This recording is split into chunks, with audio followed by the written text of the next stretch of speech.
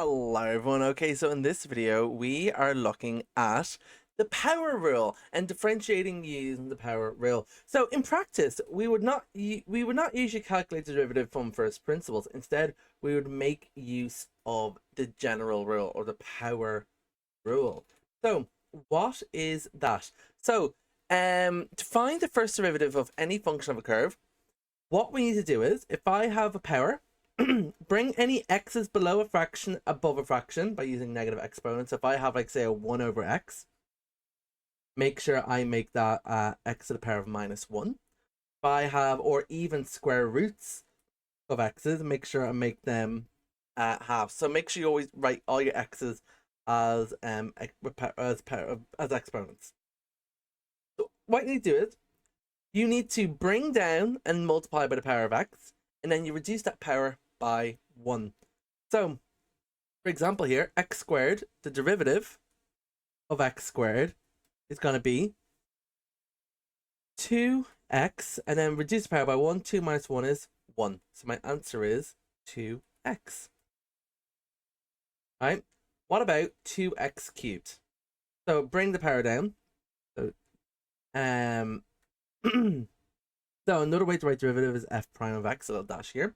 That's going to be 3 times 2 to the x, reduce this power by 1, 2. That's going to be 6x squared. What about s equals 4t? So we want to find the rate of change, the ds dt, the rate of change of s with respect to t.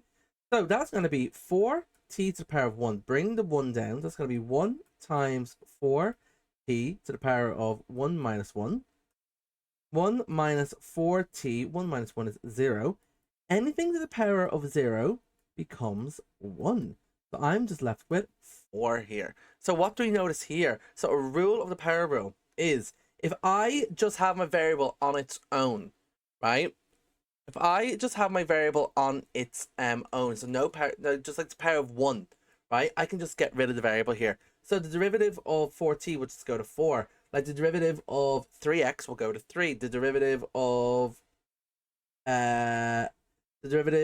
1 half x will just be 1 half. So if I'm deriving x to the power, something with x to the power of 1, I just get rid of the x. What about here? G of x is equal to 2 over root x. So g prime of x is going to be equal to, so derivative of 2, rewrite this as, so root x to the power of minus 1, which is 2 times square root of x, we were in a square root of x to the power of a half, minus 1 would be 2 root x minus a half. So the derivative is going to bring this down and multiply. So it'll be minus a half multiplied by 2 x to the power of minus a half minus 1, which is minus 3 over 2, which will be equal to minus x to the power of minus 3 over 2, which could be equal to minus 1 over minus 1 over the square root of x cubed, if you want to do that. But sure, look, this answer is perfectly a-okay as well. So my minus a half minus 1 is going to be equal to minus 1.5 or minus 3 over 2. So you're probably wondering, oh my god, where on earth did we get this rule from? So I'll show you the little proof now. Skip ahead if you don't care. But this is how we develop this proof from first principles. So let's just say I have the general proof here now. So f of x is going to be equal to x to the power of n. Let's use first principles. The limit of h goes to 0 of f of x plus h minus f of x all over h. Well, that is going to be x plus h all to the power of n minus x to the power of n all over h. What do we notice here? Well, I have now a binomial expansion. Right, so yes, we have to use binomial expansion now to expand this out. So that is going to be n, choose 0, x to the n plus x to the n minus 1. Oh, forgot my coefficient here to be n choose 1 times x to the n minus 1 times h plus n choose 2 times x to the power of n minus 2 h squared. That's going to go on for ages till I have here n choose n choose n times h to the power of n.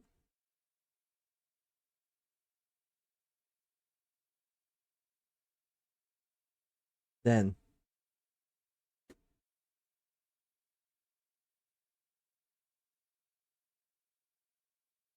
yes, so then I have here minus x to the n. Sorry.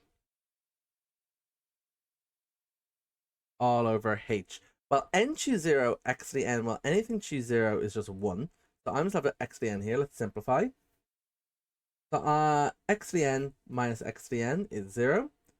N choose 1 is just going to be equal to n. Right? So let's leave the rest of them there for the time being. Let's divide by h. H goes into this term. H divides into this term. And h divides into this term. So h will divide into every single term here because they all have h's. Right? So I'm going to be left with n x to the n minus 1 plus n choose 2 times x to the n minus 2 h plus n choose 3 times x to the n minus 3 h squared, and this will go all the way up to n choose n power of h of n minus 1. And what I need to do is I need to find the limit of h goes to 0, and every single term here will have an h in it. So that will go to 0, that will go to 0, that will go to 0. So everything in my expansion now will go to 0 except for this term. Therefore, I'm going to have my derivative here is equal to n x n minus 1. That is where the power rule came from. If I have extra power, the derivative is I bring the power down and reduce the power by 1. How fun is that? Right, so just important to note, functions and equations of curves typically have multiple terms. So to find dy dx, we differentiate one term at a time. So if y equals 4x, a x term with no power, the first derivative is 4, we just remove the x. But if I have y is equal to a constant term, and if I find the derivative of a constant term, something that has no x's in it, that goes to 0. So let's have a little trial here. So I have 7x squared minus 3 over x equals. So I need to rewrite this. I rewrite this as minus 3 times x to the power of minus 1. So let's go. 7x squared, bring the 2 in front, it'll be 2 times 7, which is 14. X to the power of 2 minus 1, which is 1. Bring the minus 1 in front. Minus 1 times minus 3 is positive 3. And then x to the power of minus 1 minus 1, that'll be negative 2. My answer here will be 14x plus 3 over x squared. Right, this one here, 3x squared, well, that would be 3x to the power of a half. Right, bring the half in front. That's going to be 3 over 2 x to the power of a half minus 1 is minus a half. That'd be 3 over 2 multiplied by 1 over root x, which is equal to 3 over 2 root x. Right, let's have a look at this one. Oops. Spoilers. Fine.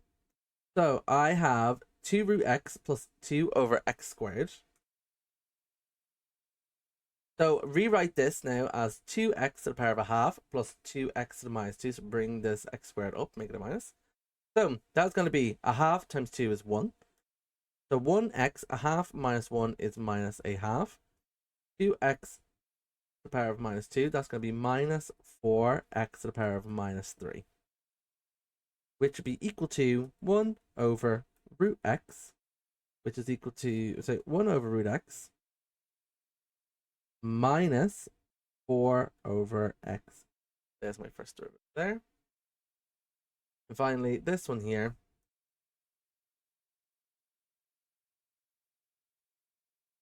X squared minus 5 root x. Well, change the root x to x to the power of a half. That's going to be 2x to the power of 1 minus 5 over 2x to the power of minus a half, which is equal to 2x minus 5 over 2 root x. Okay, stunning. Right, let's look some exam questions really quick. So, it's in 2022. If g of x equals x squared minus 1 over x, find the derivative. So, g of x now is actually going to be equal to x squared minus x to the power of minus 1. So, the first derivative of g is going to be equal to 2x plus x to the power of minus 2, which is just 2x plus 1 over x squared. That's my first derivative there. Let's look at this one. Find the range of values for x for which the first derivative is negative. So, looking here, first derivative is negative. So my first derivative is going to be, well, 2x cubed is going to become 6x squared minus 42x plus 40. So 40x. So I just have an x here on its own. So I just remove the x. And then I have 63 and constant terms go to 0. So I want to find out where 6x squared minus 42x plus 40 is negative or less than 0. So I can divide across here. Actually, it doesn't even matter what I divide across by because it says here correct to 2 decimal places. So if I use my minus b formula here,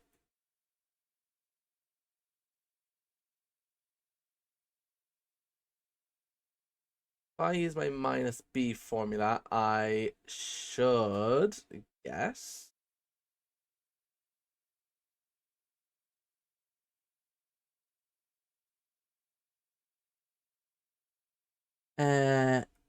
x equals 1.14 and x equals 5.86. So this is a quadratic, so I want to find out where it's negative, so it's trapped in between here. So this is going to be 1.14, this is going to be 5.86, so therefore it is going to be 1.14 is less than x, which is less than 5.86. Right, let's look at this one. The derivative of f of x can be expressed in this form. So the complete square form. Find the value a, the value b, and the value of c. So the first derivative is going to be equal to 2x cubed is going to become 6x squared.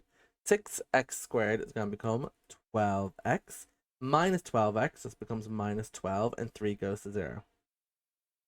So we're completing the square. Take out the factor of x squared. Highest common factor of x squared. It's going to be 6. So it's, or the coefficient of x squared, I should say. So it'll be x squared plus 2x minus 2.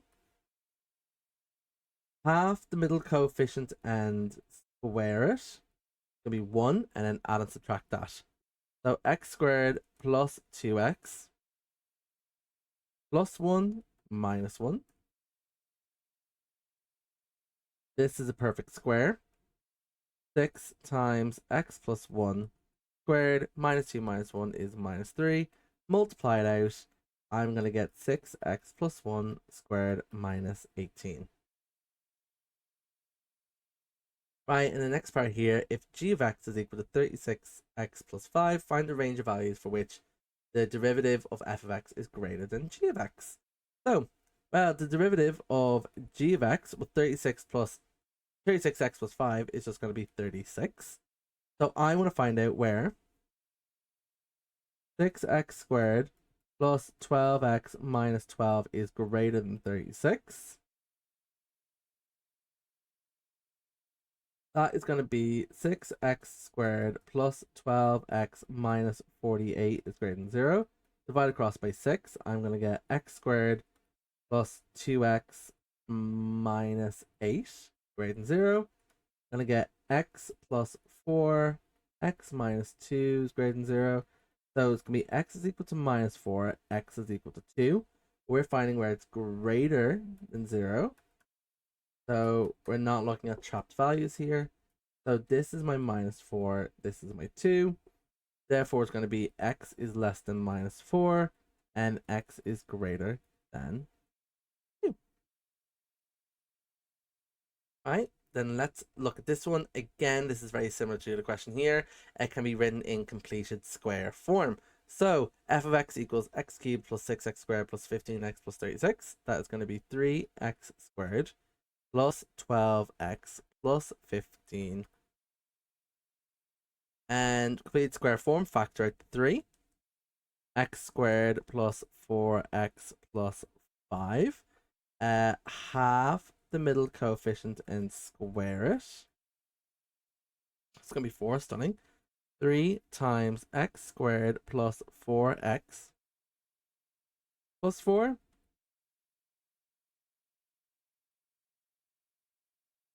This is a perfect square. This is going to be 3 times x plus 2 squared plus 5 minus 4. This is plus 1. And that's the form it asked me to leave it in here. Stunning. Right, and that is the product drill. And hopefully this video was some help to you guys. And I say product drill, I didn't mean product drill, I mean power roll. I hope the video some help to you guys. And I'll catch all you guys later. Bye.